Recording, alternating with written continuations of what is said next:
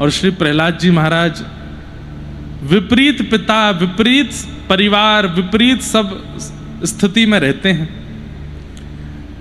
पिता राक्षस, चाचा राक्षस, पूरा परिवार राक्षस है पिता प्रहलाद जी महाराज का, लेकिन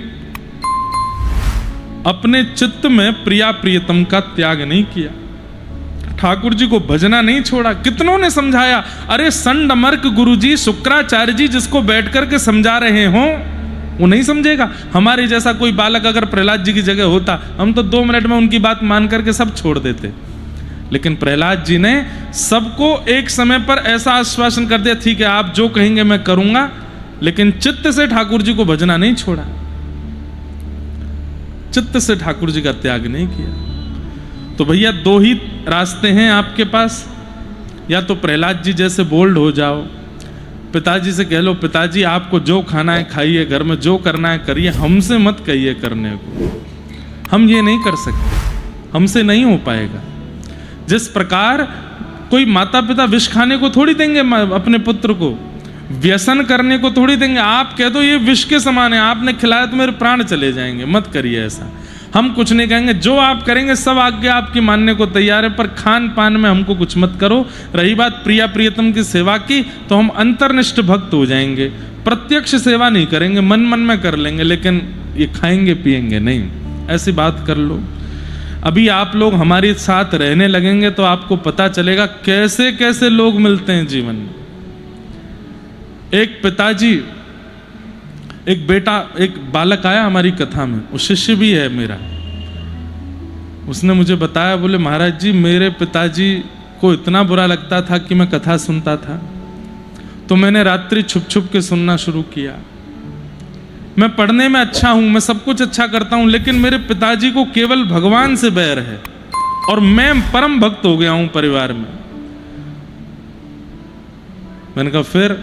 बोले कथा सुनता था इसके लिए मुझे खूब सुनना पड़ता, वृंदावन जा गया तो मुझे पिटाई भी हुई, और मैं जिस दिन दीक्षा लेकर के वापस गया तो मैंने माता पिता को बताया, पिताजी इतने नाराज हुए, इतने गुस्सा हुए, बोले तू संत बन जाएगा, बाबा जी बन जाएगा, महात्मा बन जाएगा। मैंने कहा ऐसा कुछ नहीं है, मैंने बस दीक्षा ली है, मैं कर्म करूंगा, ठाकुर जी को स्मरण करते हुए करूंगा, और जब अपने कर्म से निवृत्त हो जाऊंगा तब वृंदावन जाके रहने लगूंगा, अभी नहीं। 50, 55, 60 वर्ष का होकर के तब भगवान की भक्ति के लिए सब छोड़ करके चला जाऊंगा। मैंने कहा फिर क्या हुआ? बोले पिताजी इतने नाराज हुए, अब हमको बोलने में भी लग रहा है कि ऐसा कैसे कर सकता है कोई पिता। बोले रात्रि महाराज जी मैं सो रहा था, अचानक से मेरा दम घुटा, तो मैंने देखा कि तकिया से मेरा मुंह दबा रहे थे मुझे मारने के लिए कि तू जीवित मत रहे। अपराध क्या है? भजन कर रहे हैं। अपराध क्या है? कथा सुन रहे हैं। और वो गुस्सा किस लिए थे? वो दीक्षा क्यों लेके आए? ये कलयुग नहीं है तो क्या है? इतने भयानक लोग मिलते हैं, हम क्या बताएं आपको।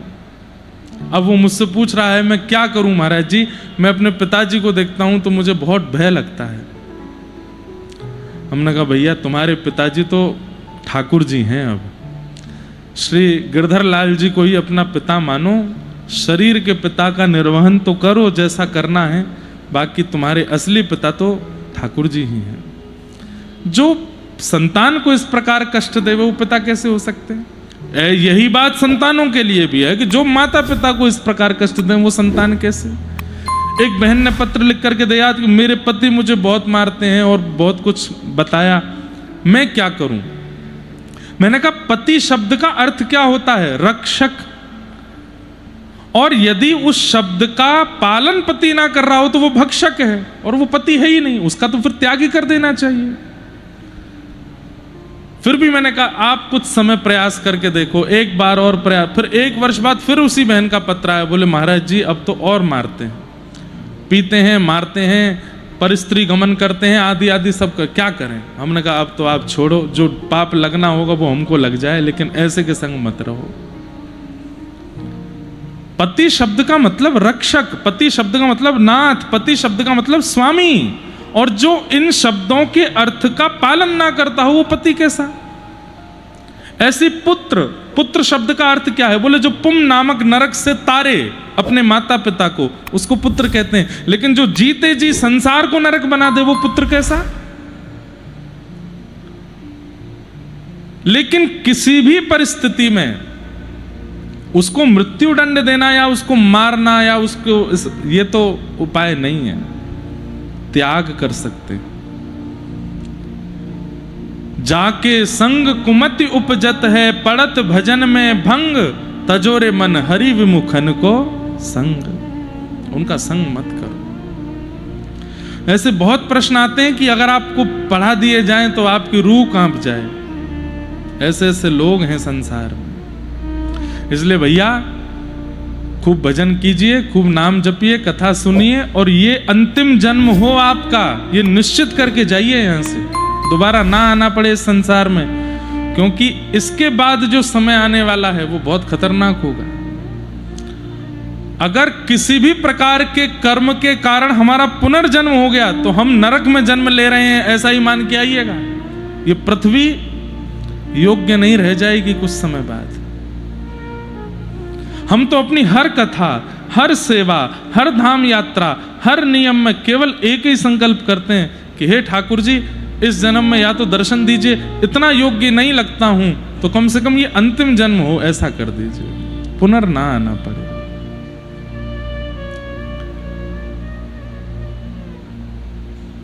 वैसे तो हमारी वृंदावन रीति कुछ और कहती है।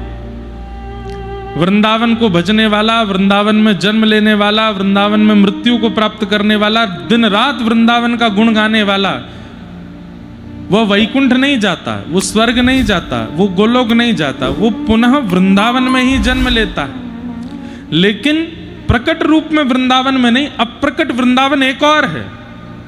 एक अप्रकट वृंदावन है जिसको निज वृंदावन कहते हैं, वो वहां जन्म लेता है।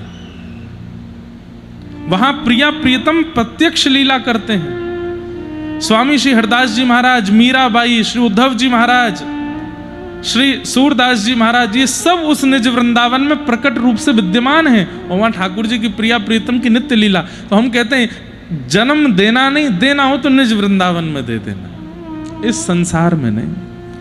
यहां से तो हम जितना जल्दी निकल सकें अच्छा है। भैया आप अपने जीवन में सुई भर का काम कर दीजिए, उस सुई को मूसल बनाने का काम दुनिया कर देगी। इतना खतरनाक है ये संसार। इसलिए भैया बस ठाकुर जी का भजन करो। सब प्रश्न हैं, बहुत कुछ संसार में चल रहा है, सबको प्रणाम करो। आपका उद्देश्य क्या है? इसकी बात से मुझे बुरा लग गया, इसने मुझे बुरा कह दिया, इसने मेरा अपमान कर दिया, ये मेरे से पीछे पड़ा है, इसने मेरे पर मुकदमा कर दिया, ये आपका उद्देश्य नहीं है कि उनसे उलझो। आपका उद्देश्य है श्री राघव जी, ठाकुर जी आपको मिलें, करने दो जो कर रहे हैं। आप तो अपने उद्देश्य को रखो। हम बैठे हैं यहां पर, सम्मान मिलता है, अपमान भी बहुत मिलता है, लेकिन ध्यान नहीं देते।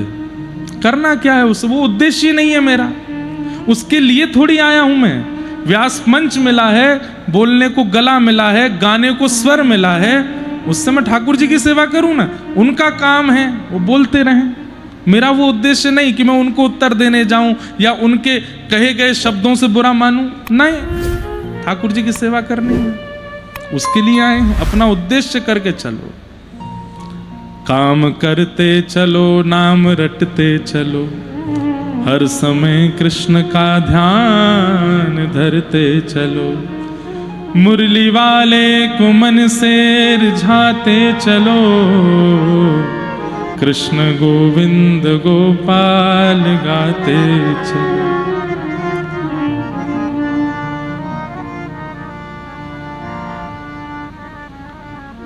सुख में फूलो मती, दुख में भूलो मती, प्राण जाए मगर नाम भूलो मती। मीराबाई को किसने छोड़ा था बताइए? नृत्य कर रही थी ठाकुर जी के आंगन में, और लोग बाग, अरे नाचने वाली आ गई, इसका काम क्या है? अरे ये तो ऐसी है, ये तो वैसी है, क्या क्या नहीं बोल देते थे मीराबाई को। अपने घर की बेटियों को दूर कर देते, इसको मत देखना, इसकी छाया पड़ गई तो इसके जैसे नाचने गाने लग जाओगे तुम भी मंदिरों में जाके। पर गोसाई जी ने एक दिन क्या देखा, पता नहीं क्या देखा, ठाकुर जी की गले की माला उतार करके सबके सामने जाकर के मीराबाई के गले में पहना दी। कहने वाले लोगों ने गोसाई जी को पकड़ लिया, आप कैसे कर सकते हैं, ठाकुर जी के गले की माला उतार के आपने ये नाचने वाली के गले में डाल दिया। बोले तुमको नाचने वाली दिख रही है, तुमको गाने वाली दिख रही है, क्योंकि तुम्हारी बुद्धि में वही है। लेकिन मैंने क्या देखा, जब मीरा नाच रही थी तब सामने खड़े श्याम सुंदर के 2 दांत दिखाई दे रहे थे, वो हंस रहे थे, वो प्रसन्न हो रहे थे, उनको सुख दे रही थी। वो तुम्हारे लिए करती ही नहीं है, वो ठाकुर जी के लिए करती है। इसलिए संसार पर ध्यान मत दीजिए, ये तो हर दिन और बदतर होता जाएगा। आप केवल अपने उद्देश्य को स्पष्ट करते हुए उस पर चलिए। श्याम सुंदर को पाना है तो ये बात सुनिएगा, अगर ये उद्देश्य नहीं है तो फिर आप वैसे ही रहिए जैसे हो। पर आपका उद्देश्य ठाकुर जी हैं तो इस संसार की बातों में ज्यादा पड़िए मत।